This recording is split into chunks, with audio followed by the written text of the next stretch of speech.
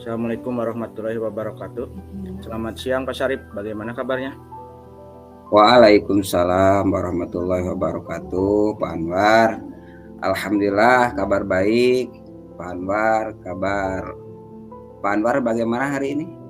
Alhamdulillah sehat Pak, mudah-mudahan kita selalu tetap sehat ya Pak. Amin, amin ya rabbal alamin. Bagaimana Pak, kayaknya Bapak ada masalah, apa ada yang bisa Bapak bicarakan? Iya Pak Anwar, saya pengen ngobrol, pengen curhat sama Bapak tentang proses pembelajaran yang saya lakukan Pak. Boleh Pak, apa yang bisa saya bantu Pak?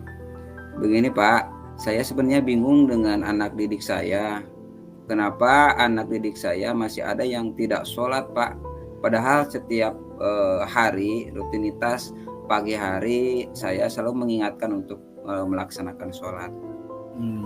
Sekarang coba Bapak ceritakan apa yang Bapak alami saat ini. Begini Pak, saya memiliki masalah dalam proses pembelajaran saya tentang nilai agama dan moral Pak.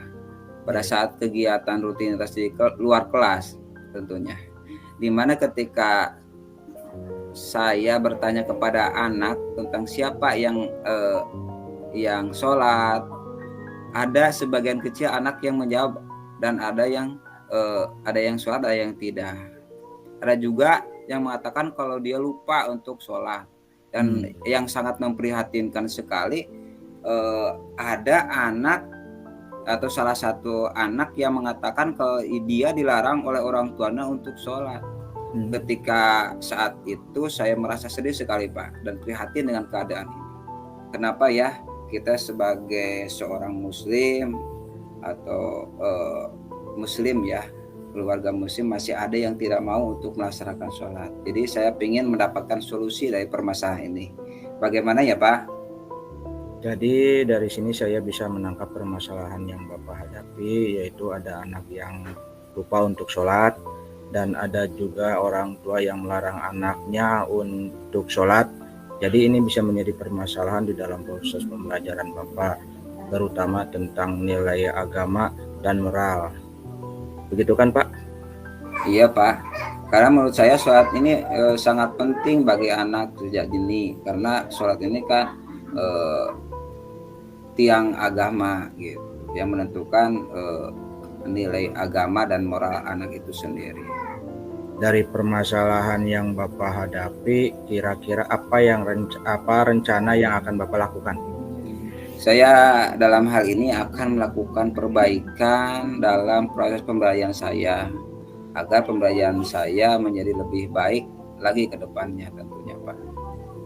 Benar sekali Pak. Jadi menurut Bapak untuk mencapai nilai agama dan moral anak dengan baik agar anak tersebut mau untuk sholat dan orang tuanya mendukung program pembelajaran kita, serta orang tua juga tidak meninggalkan sholat seperti itu Pak.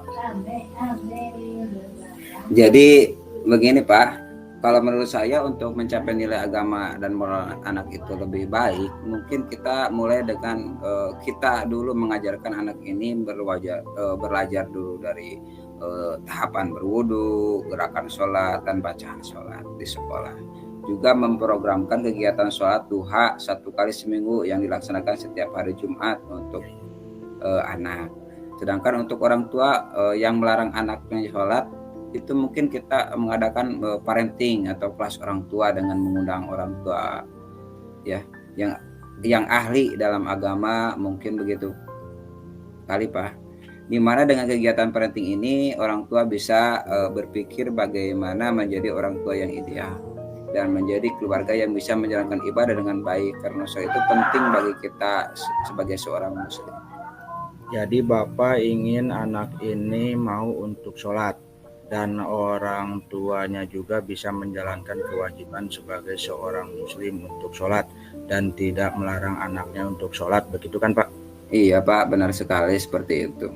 Terus bagaimana dengan orang tua yang masih tidak peduli dengan hal ini, seperti seandainya ada orang tua yang bilang anak saya mau sholat ataupun tidak sholat itu bukan urusan Bapak, Lalu bagaimana Bapak menanggapinya? Mungkin saya akan mengajak orang tua tersebut melakukan refleksi, Pak, dan berbicara dengan perlahan-lahan lah dengan orang tua tersebut. Oh, oke Pak. Jadi apa yang Bapak dapat dari diskusi kita hari ini kalau begitu? Menurut hemat saya, ketika pembelajaran itu kita hanya menjelaskan dan menyampaikan saja kepada anak itu tidak cukup. Seharusnya kita juga harus mempraktekkan kegiatan pembelajaran ini pada anak. Jadi itu akan lebih baik menurut saya, Pak. Jadi kalau begitu apa dukungan yang Bapak butuhkan untuk berjalannya kegiatan ini?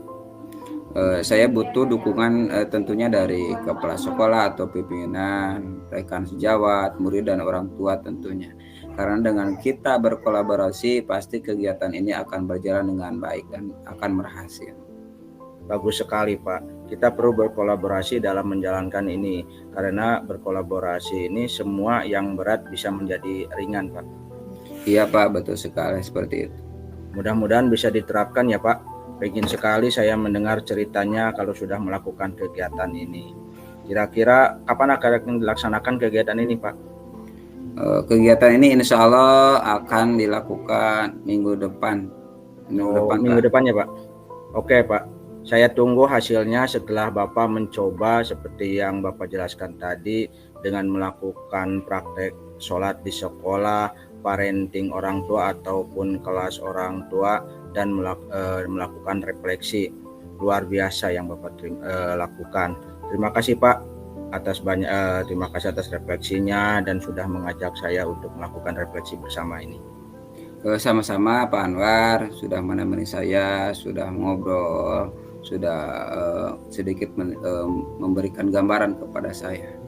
Sama-sama Pak, sampai bertemu lagi Pak. Ya Pak, terima kasih Pak Anwar, terima kasih. Assalamualaikum warahmatullahi wabarakatuh. Waalaikumsalam warahmatullahi wabarakatuh.